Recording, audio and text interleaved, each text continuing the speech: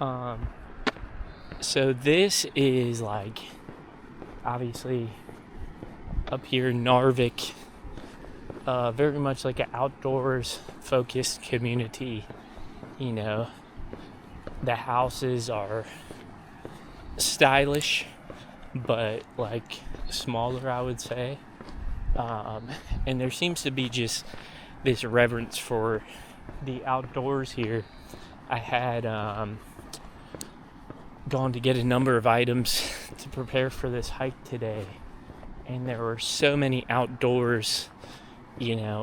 sport stores to choose from. You know, it's interesting to think about like what different cultures revere and what they value. You know,